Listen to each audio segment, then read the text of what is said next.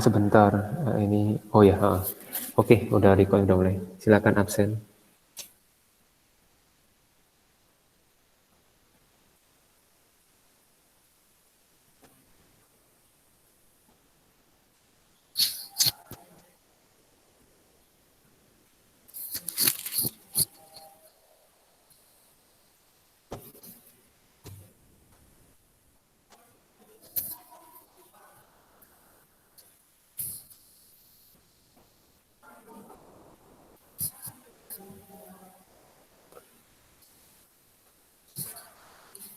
Berarti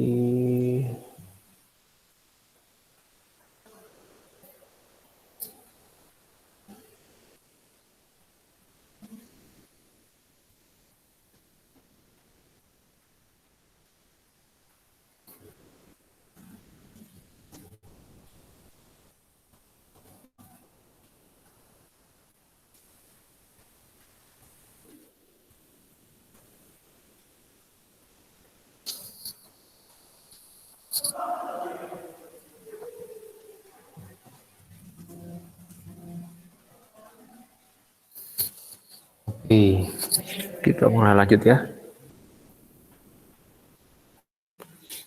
Oke, sip.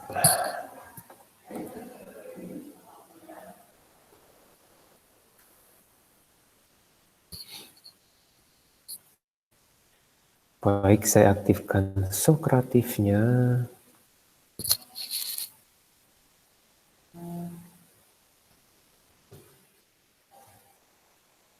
Sokratif teacher.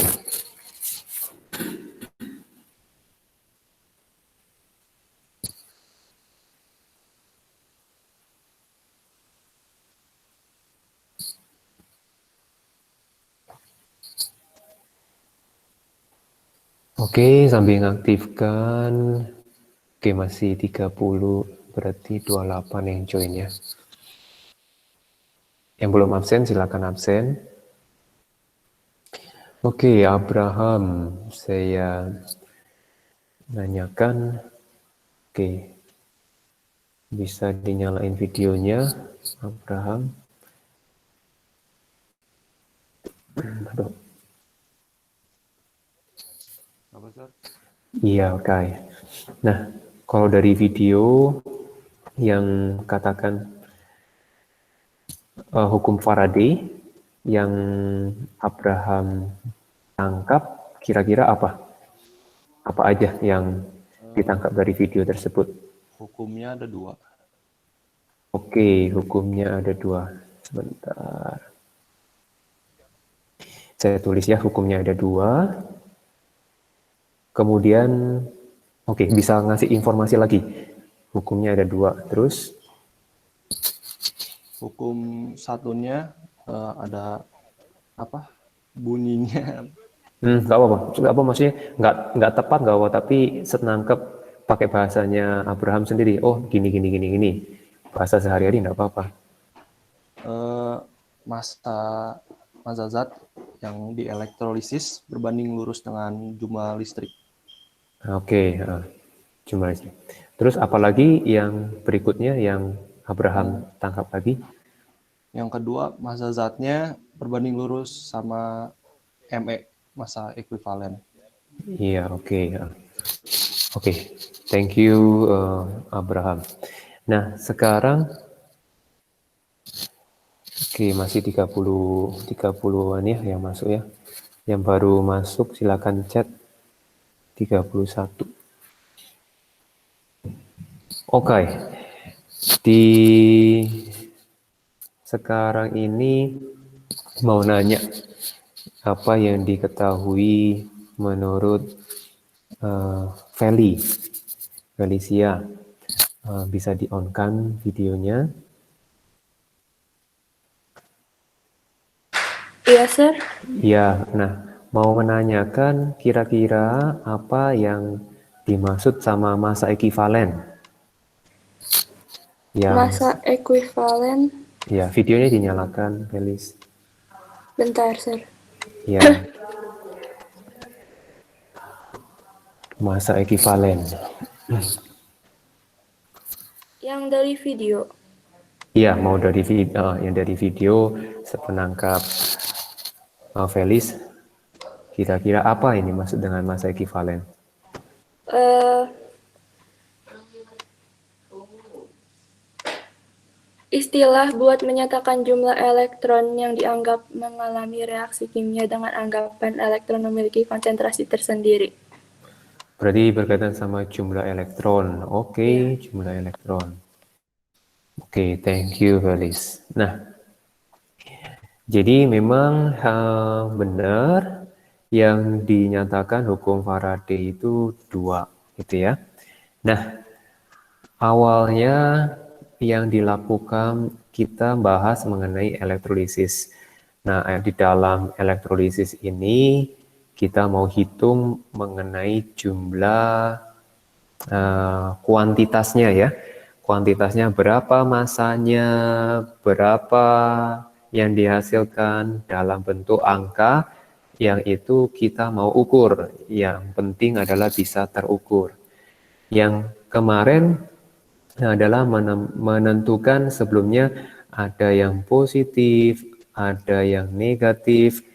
Sembari saya ingat untuk minggu depan itu kita hari Selasa ya. Tolong ingat, tolong cekin, nanti kasih kabar Selasa minggu depan tanggal 8, tanggal 15 itu kita ulangan mengenai sel volta gitu ya. Jadi nggak bersangkut paut sama elektrolisis gitu ya. Tanggal 4 Sir, ya. termasuk yang redox ya, Sir, dari awal.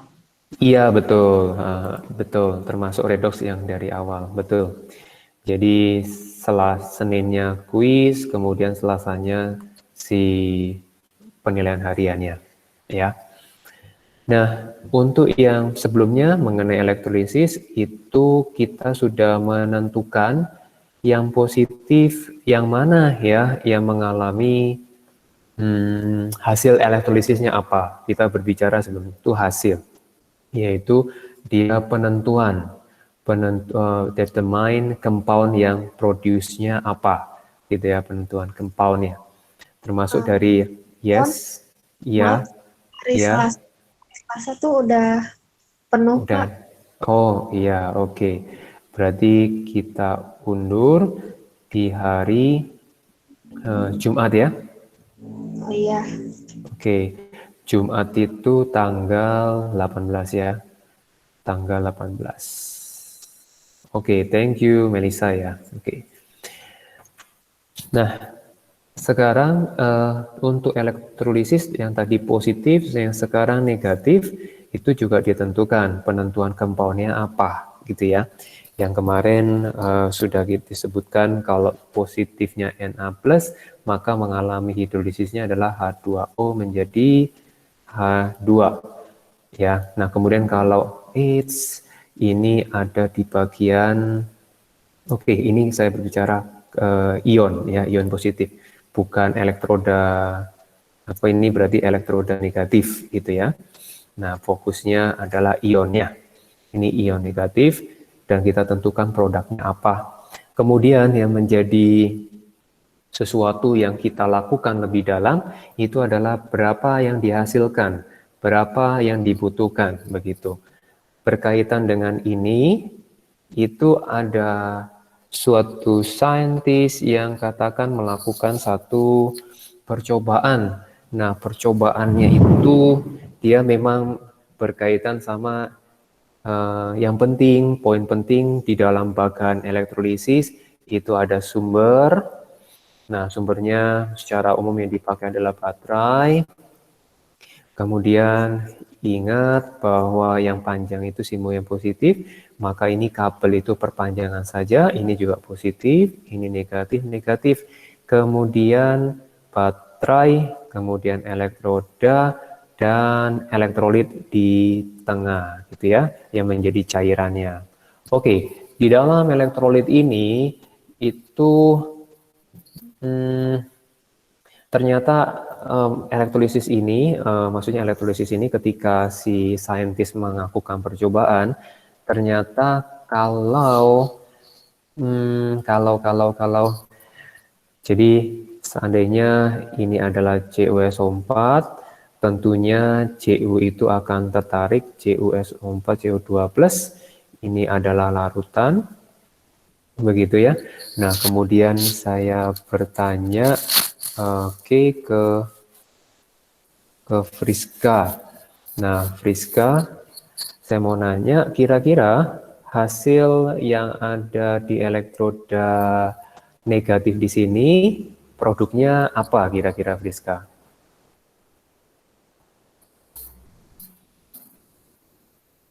Kira-kira kepikir. Kalau misalkan belum terpikir, sampaikan aja. Belum, Pak, nggak apa-apa.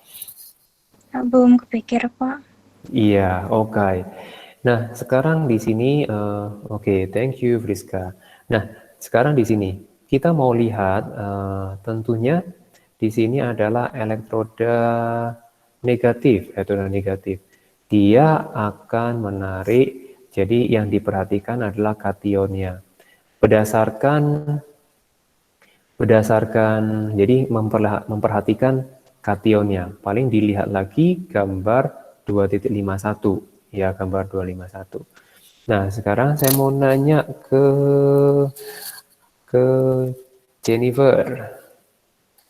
Oke, kira-kira berdasarkan kationnya, dinyalakan videonya, Jen, berkaitan sama ini CO2+, larutannya, kira-kira reaksinya apa yang terjadi di elektrodanya? Jadi reaksi di elektroda negatif dengan memperhatikan gambar 2.51. Apa yang dimana tadi? Reaksi di ini reaksi di katoda, reaksi di kutub yang negatif.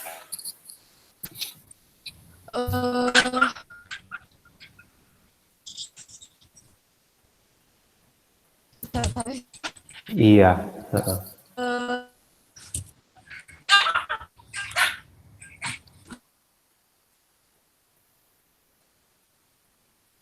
Yang terpikir sama Jen apa? Kalau belum terpikir, tinggal disampaikan. Antara atau oksidasi kan? Ya, antara reduksi apa tadi? Oksidasi dan Reduksi. iya. Kalau di katoda kita ingat-ingatnya Katoda pakai teh minus ya. katoda minus, iya betul. Berarti oksidasi. Oke, hati-hati pakai huruf matinya. Reduksi ya? Yes, reduksi. Kalau O huruf hidup nanti di bagian anoda nanti ya. Ya. Oke, terpikir kira-kira hasilnya apa, Jen? Hasil apa teh? Reaksinya, reaksi reduksinya.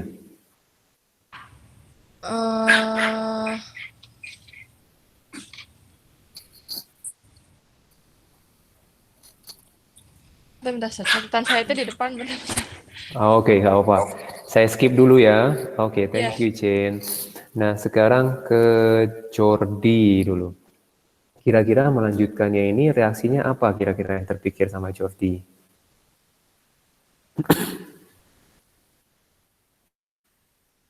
Dinyalakan videonya, Jordi.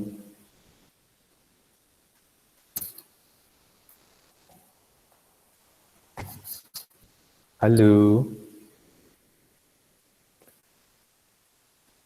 Halo, Jordi.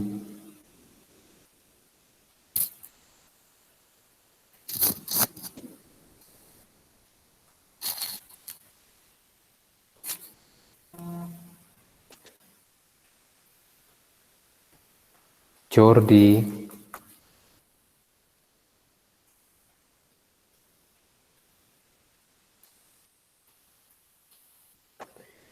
Halo. Ada disconnect nggak? Apa ada masalah sama koneksi nggak?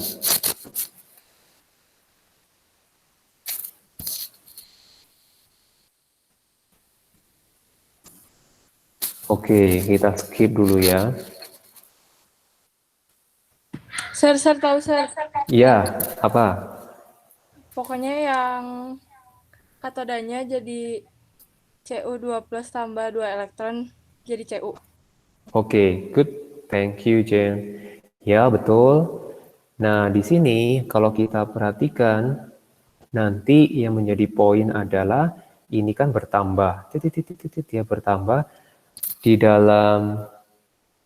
Ya, oke, Jordi.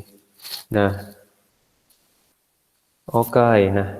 Nah di sini Cu2 plus berarti terbentuk Cu ya, terbentuk Cu. Jadi di sini Cu-nya akan bertambah, dia akan bertambah tebal. Nah, yang dilakukan oleh saintis adalah ketika dia makin lama, jadi makin lama mengenai dalam ukuran jadi waktu, kemudian juga ada hubungannya sama besar arusnya, jadi I-nya makin besar, ternyata kok diamati massa yang di sini makin tebal, ya makin tebal. Jadi dengan makin tebal itu apa yang terjadi? Yang terjadi adalah simbol yang di video itu G. Massa kalau makin tebal berarti G-nya nilainya makin tinggi gitu ya.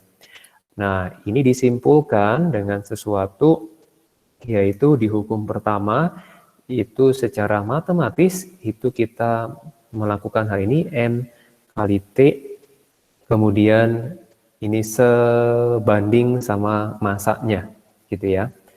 Oke, itu yang pertama. Jadi lebih mudah ya, jadi waktunya lama antara setengah jam, jadi antara 30 menit sama 60 menit, hasilnya lebih tebal yang 60 menit. Kalau arusnya misalkan 0,5 ampere sama 3 ampere, lebih besar, lebih tebal yang 3 ampere. Berarti kita membuat kesimpulan I sama T-nya ya. Jadi I kali T dia menemukan sebanding sama massanya. Dan Q sama T itu adalah muatan listrik. Ya, muatan listrik. Listrik dari elektronnya. Gitu ya. Muatan listrik dari elektron, dia satuannya Coulomb. Jadi kalau I itu seperti arus, seperti air di dalam selang, kayak gitu ya. Air di dalam selang. Jadi kalau kita punya I-nya 0,5, anggap aja selangnya kecil. Kalau 3 ampere, selangnya itu besar, pipanya besar. Jadi kurang lebih analoginya seperti itu. Nah, karena kalau di dalam ampere sendiri, ampernya itu dia adalah memiliki satuan 0,5 Coulomb per detik. Jadi nggak tahu kalian sudah belajar mengenai debit air nggak? Nah, kurang lebih mirip-mirip seperti itu. Jadi kalau kita mau pakai selang, satuannya adalah misalkan bisa menghasilkan 0,5 liter per detik. Dia bisa menghantarkan, nah kayak gitu. Jadi ampere itu memiliki pengertian seberapa sekian Coulomb yang dibawa dalam 1 detik gitu ya. Makanya di sini ada faktor pengali detik. Ini satuannya harus detik ya, karena pengertian ampere sendiri pakai satuan per detik, Coulomb per detik. Nah, itu yang kita bahas mengenai hukum Faraday pertama.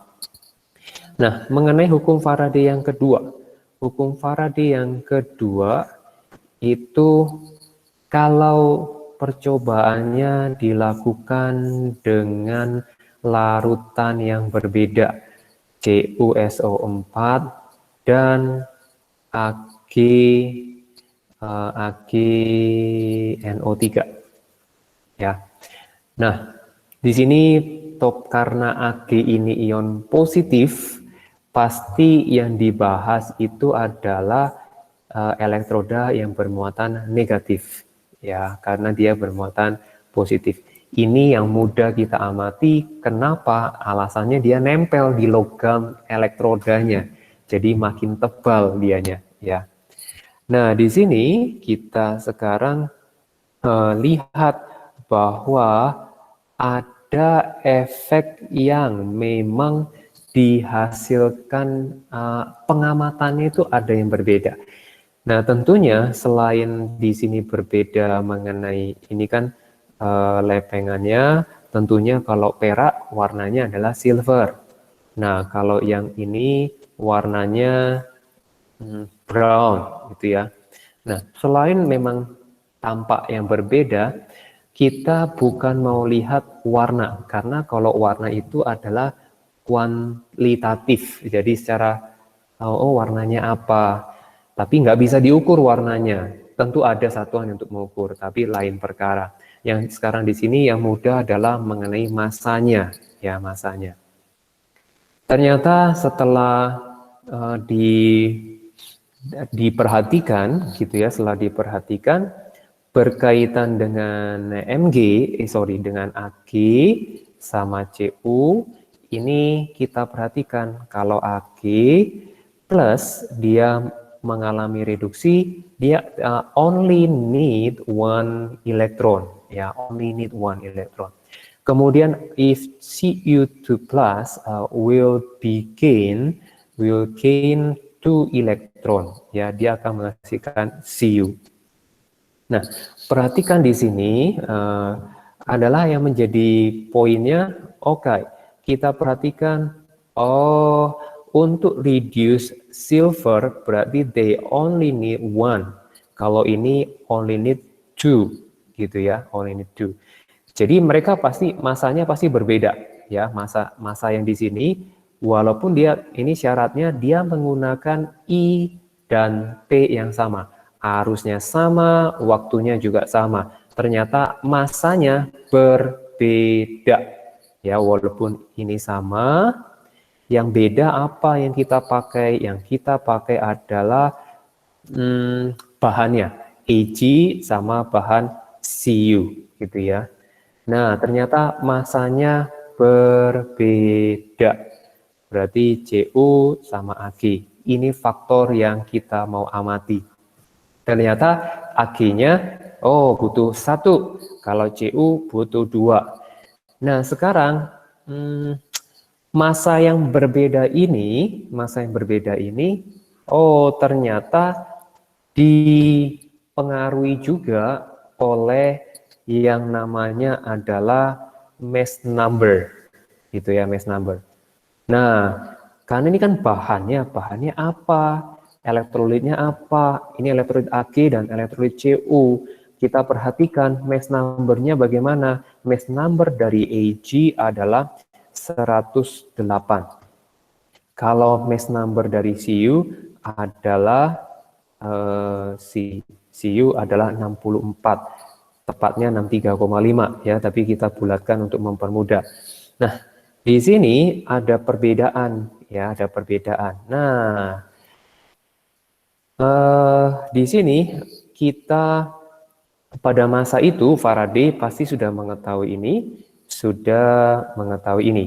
dan kurang lebih elektron juga sudah diketahui, elektronnya juga sudah diketahui, ion-ionnya juga sudah diketahui. Sekarang perbandingan dua faktor ini itulah yang mempengaruhi masa yang berbeda ini. Jadi untuk bahasa saya sendiri, untuk menghasilkan 108 itu dibutuhkan 1 elektron. Artinya 1 elektron gitu ya, artinya 1 elektron itu bisa mengendapkan si perak dengan masa 108 gram. Gitu ya. Nah, kalau Cu itu adalah 64, dia butuh 2 elektron. Artinya 1 elektron dia kurang lebih bisa membuat si Cu-nya itu terendap, nempel sejumlah 32 gram. Nah, Jadi yang inilah 108 dan 32 ini kita sebut dengan massa ekivalen, begitu ya, massa ekivalen. Nah, kita lanjutkan lagi massa ekivalen. Sedikit lagi, udah beres. Besok kita lanjut besok. Massa ekivalen. Ya, jadi massa ekivalen ini bermuatan dengan massa atomnya, kemudian untuk mendapatkan satu massa atom ini, itu dibutuhkan berapa elektron? Dibutuhkan berapa elektron? Jadi contoh untuk massa ekivalen, kita tutup sampai massa ekivalen ini, contohnya adalah misalkan CR. CR ini misalkan reduksinya CR3+, 3 elektron, ini CR. Untuk menghasilkan satu atom CR dibutuhkan 3 elektron. Ya, berarti di sini kita semua massa ekivalennya adalah CR ArCr-nya adalah 52, kemudian 3 elektron. Jadi dibagi 3 sekian, begitu ya. Kemudian semua logam itu umumnya dari ion tunggal. Maksudnya ion tunggal itu kita lihat Ag+, Na+, kalau ini lelehan. Kemudian Cr 3+, Fe 2+, Fe 3+. Jadi semuanya tunggal. Nah, itu berlaku untuk logam. Bagaimana kalau reaksinya adalah Cl-, dia menjadi Cl2. Nah, ini butuhnya 2 elektron. Satu Cl2 membutuhkan 2 elektron. Maka massa ekivalennya menjadi ini 1 molekul Cl2. Nomor masanya berapa? Nomor masanya adalah 35,5 kalikan 2. Karena kita lihat untuk menghasilkan 1 molekul yaitu 71, berapa elektron dibutuhkan? Ada 2. Berarti dibagi 2 elektron, dibagi 2. Hasilnya sekian. Seperti itu ya. Jadi di dalam proses reduksinya itu menghasilkan apa? Yaitu berkaitan sama produknya, yaitu mengenai produknya apa? Satu produk. Ya, ini massa ekivalen adalah mass number yang satu produk ini. Kemudian di dalam reaksi reduction-nya dia butuh berapa elektron, misalkan N elektron, maka N-nya itu adalah menjadi pembaginya. Kayak gitu. Oke, ada pertanyaan? Kita berlanjut besok lagi. Sampai di sini dulu. Silakan absen. Sampai jumpa besok.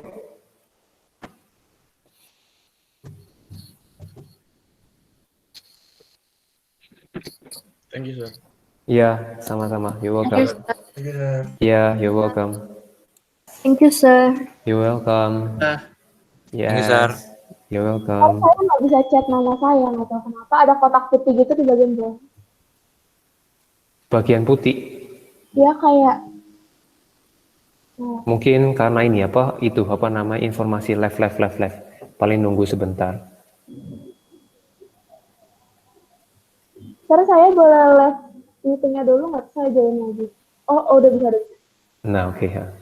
Memang perlu nunggu. Ya, thank you, sir. Ya, bye-bye, Sherin.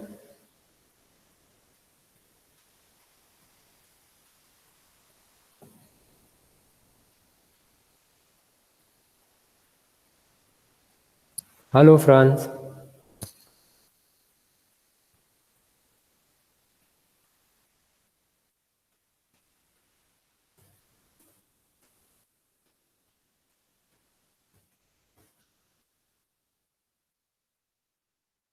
Halo Pak. Iya, bye. Gak apa. Apa ini? Absen dulu. Oh iya Pak. Okay. See you tomorrow. Oke, Pak.